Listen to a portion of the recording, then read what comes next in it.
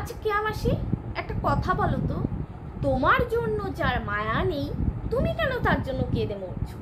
কি কারণে? কারণটা কি সেটা বলো। এই যে ঠিক মতো খাচ্ছ না, ঘুমোচ্ছ না, ঠিক মতো ভিডিও বানাচ্ছ না, কি কারণে? তুমি কি বলছো এত সহজে তাকে ভুলতে পারছো না? কেন ভোলা কেন যাবে না? স্বার্থপর মানুষকে একবারই ভুলে যেতে হয়। তুমি তার জন্য এত কিছু করলে, একটা গ্রামের গ্রামের ছেলেকে মানুষের মতন মানুষ করলে, সব কিছু শেখালে, সে যখন তোমাকে ছেড়ে চলে যেতে পারছে, তাহলে তুমি কেন তার জন্য কান্না করছো? তুমি তো তাকে তাড়িয়ে দাওনি, বা তুমি তার সাথে দুর্ব্যবহারও করোনি। একটা সংসারে থাকলে টুকাটুকি সবারই লাগে, সেটাকে কেউ ধরে না। কিন্তু সেই বেঈমানের যখন চোখ ফুটেনি, পাখা গজায়নি, ঠিকমতো হাঁটতে পারতো না, সেই বেঈমান কিন্তু তখন তোমার পায়ের কাছেই পড়েছিল। আজকে সেই বেঈমান দেখলো যে এটা একটা সোনার ডিম পাড়া হাঁস, এটাকে ব্ল্যাকমেল করলে বেশ কিছু টাকা পাওয়া যাবে। শুধু সেই বেঈমানটি নয়, তুমি বললে কি তার বাড়ির লোকগুলি প্রচুর লোভী। তাহলে তুমি কি করে তার জন্য কান্না করছো? মনে করো কেয়া মাসি, সেই গ্লুকন-ডি ফিরে এলো, তোমার কথাতেই ফিরে এলো। সে তো একটা বেঈমান স্বার্থপর মানুষ, কোনো কারণে ছলে বলে আবার একটা কোনো প্ল্যান কষে সে তোমার কাছে ফিরে এলো। সে যে দ্বিতীয়বার তোমাকে আবার ধোকা দিবে না, বা তোমার কাছ থেকে বড় কিছু একটা অ্যামাউন্ট নিয়ে পালিয়ে যাবে না, কি গ্যারেন্টি আছে? তুমি গ্যারেন্টি কোনো দিতে পারবে যে সেই গ্লুকন-ডি তোমাকে দ্বিতীয়বার কোনোভাবে ধোকা দিবে না? একবার যা হয়ে গেছে। তাই আমি বলি কি, ভুলে যাও সেই বেঈমানকে, সেই লোভীকে, সেই স্বার্থপরকে। ওটাকে ভালোবাসা বলে না, ওটা একটা কি বলে, মানে বলে না, পা ছিল না, হাত ছিল না, চোখ ফোটেনি, অবুঝ বোবা, চলতে শেখেনি, ডানা ছিল না। তো এই গ্লুকন-ডিকে তুমি সব দিকে তৈরি করে দিয়েছো। মানে সেটা যখন চলার মতোই না, সেটাকে নিয়ে তুমি চলছো কেন? তুমি নিঃস্বার্থ ভালোবেসেছিলে। কি ছিল সেই গ্লুকন-ডির? 5 পয়সাও তো পকেটে ছিল না, বরং তুমি ওকে খাওয়াতে, ও তোমাকে খাওয়াতো না। তা তার জন্য তুমি আজকে কেন কাঁদছো? তোমার অত বড় একটা ছেলে আছে, কোথায় তুমি তাকে নিয়ে ভালো থাকো? একটা কথা বলছি কেয়া দিদি, যে আজকে তুমি যার জন্য কাঁদছো না, সেই বেঈমান হয়তো আবার ফিরে আসবে, কিন্তু আবার যে তোমাকে এরকম আঘাত দিবে না, এর কিন্তু কোনো মানে নেই। তাই আমার মনে হয় ভগবান যা করে মঙ্গলের জন্য করে। তুমি ওই বেঈমানটাকে ভুলে যাও, কারণ বেঈমানটাকে যদি তুমি নাও, তাহলে বেঈমানের বাড়ির লোকগুলি আবার ওকে কোনো না কোনোভাবে সেই ফোনাদি করে টাকার জন্য একটা না একটা কিছু বলবে, সেই তোমার সংসারে আবার অশান্তি হবে। আর তোমার সংসার যখন একবার চিট ধরেছে না কেয়া দিদি, সেই চিটটা সারা জীবন থাকবে। কাজ ভেঙে গেলে জোড়া লাগে, কিন্তু সেই জোড়া দাগটা কোনোদিনও মোছে না। তাই বলছি, দাগটাকে দেখে মনে রেখে তুমি আবার নতুন করে বাঁচার চেষ্টা করো। শাড়ির বিজনেস যেমন শুরু করো, ছেলেটাকে নিয়ে ভালো থাকো। মনে রেখো, এটাই ভেবে নাও যে তোমার জীবনটাই কষ্টের। যেভাবেই তুমি সুখকে আগলে রাখার চেষ্টা করবে, দেখবে তবু তোমার কষ্ট ছাড়া তোমার জীবনে কিছুই নেই। তাই আমি বলি, ওই গ্লুকন-ডি বেঈমানকে আর এনো না ঘরে, আর এনো না। ও বেটা আবার ধোকা দিবে। ওটা একটা স্বার্থপর লোভী, ওটা নাই কোনো কিছু। এতে তো তোমাদের মা ছেলের মধ্যেও প্রচুর অশান্তি হয়েছে ওই গ্লুকন-ডিকে নিয়ে, হয়েছে না? তো এবার একটু তোমরা ভালোভাবে বাঁচো না, ছেলেকে তো বিয়ে দিতে হবে, তাই কি না?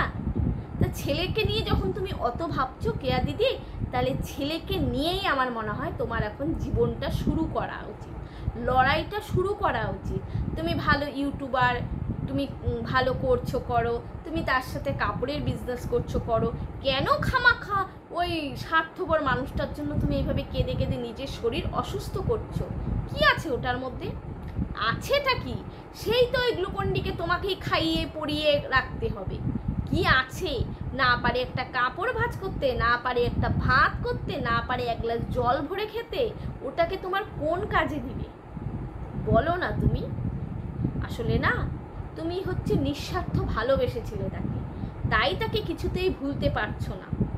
এই পৃথিবীতে এত নিঃস্বার্থ ভালোবেসো না, মানুষ ভীষণ স্বার্থপর, বুঝলে কেয়া দিদি?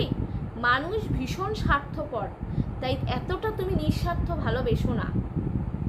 তুমি সেই গ্লুকন্ডির জন্য তোমার ছেলের সাথেও কিন্তু প্রচুর অশান্তি হয়েছে। তোমার ছেলে তোকে পছন্দই করে না, ওই একটা বাংলা বেটু, ওই একটা বাংলা বেটু, বন মানুষের মতন, তার জন্য তুমি কেঁদে কেঁদে মরছো। কেন সাদা থান পড়ে আছো? কি কারণে? তুমি যেমন রঙিন ছিলে তেমনই থাকো। মানছি তোমার প্রথম স্বামী মারা গেছে, সেটাতে যদি বলো সেই কারণে সাদা থান পড়ে থাকবে, ঠিক আছে সেটা, কিন্তু এই বামুন বাটুলের জন্য বা গ্লুকন্ডির জন্য তোমার সাদা থান পড়ে থাকার কোনো মানে হয় না। তুমি যেমন স্বাস্থ্যে ভালোবাসো তেমনভাবেই তুমি থাকো, এতে তোমার ঘরটার মধ্যেও পজিটিভ এনার্জি থাকবে, ছেলেটারও মন ভালো লাগবে। সারাদিন ঘরের মধ্যে কান্না করে যাচ্ছ, এটা কোন ধরনের? তোমার ঘরটা ভালো লাগছে? ভুলে যাও, মনকে শক্ত করো, বলো ওটা বেঈমান, ও যদি আমার জন্য কষ্ট না পায়, আমি কেন ওর জন্য কষ্ট পাবো? মাথায় রেখো, তুমি ওর পয়সায় খেতে না, ও তোমার পয়সায় খেত।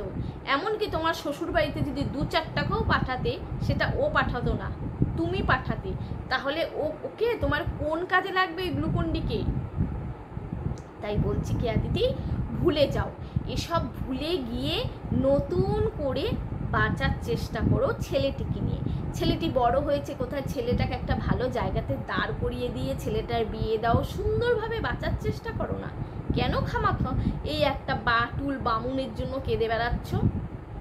হ্যাঁ, নিজে কষ্ট পাচ্ছ, নিজের শরীরে কষ্ট হচ্ছে, নিজের মাথা ব্যথা এত, আমার একদম ভালো লাগছে না, তাই আমি এই কথাটা বললাম। তুমি কিভাবে নিবে সেটা তোমার ব্যাপার, আমি এইভাবে নিচ্ছি, আমার যেটা ভালো লাগেনি আমি সেটাই তোমাকে বললাম। যার 5 পয়সা কামাই করার মুরদ নেই, তাকে আমার মনে হয় না ধারের কাছে রাখা কোনোভাবেই মানে হয় না। তার মধ্যে এরকম একটা স্বার্থপর মানুষ, যাকে খাইয়ে পরিয়ে ডানা গজিয়ে দিয়ে পা বানিয়ে দিয়ে চোখ ফুটিয়ে কান দিয়ে শুনিয়ে সব কিছু তৈরি করে দিলাম, একটা সুস্থ সবল মানুষ, সেই মানুষটা যদি এরকম বেঈমান হয়, ওটা থাকার থেকে না থাকা ভালো, আমি বলছি। তাই বলছি কেয়া দিদি, আর কেঁদো না, ছেড়ে দাও, স্বার্থপর মানুষের জন্য কেঁদো না, চোখের জল তো সস্তা না, বুঝলে? এটাই আমার বলার ছিল। ভালো থেকো, সুস্থ থাকো, নিজের খেয়াল রাখো, ছেলেকে নিয়ে ভালো থাকো, এটাই বলবো। নতুন করে বাঁচার চেষ্টা করো, ঘর ভর্তি পাখিরা কিচিরমিচির করছে, ভালোভাবে থাকো। ওই এক আপদের জন্য কেঁদে বেড়াচ্ছ কেন? যে একটা স্বার্থপর বকাটে লম্ফট, খেতো না।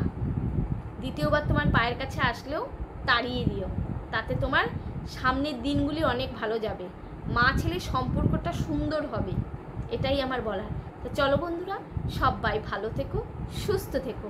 আর যে সমস্ত বন্ধুরা আমার চ্যানেলটিকে এখনও সাবস্ক্রাইব করোনি, প্লিজ তোমরা আমার চ্যানেলটিকে সাবস্ক্রাইব করে আমার পাশে থেকো, তাহলে আমারও সামনের লড়াইটা অনেক দূর এগিয়ে নিয়ে যেতে পারবো। চলো, সবাই ভালো থেকো।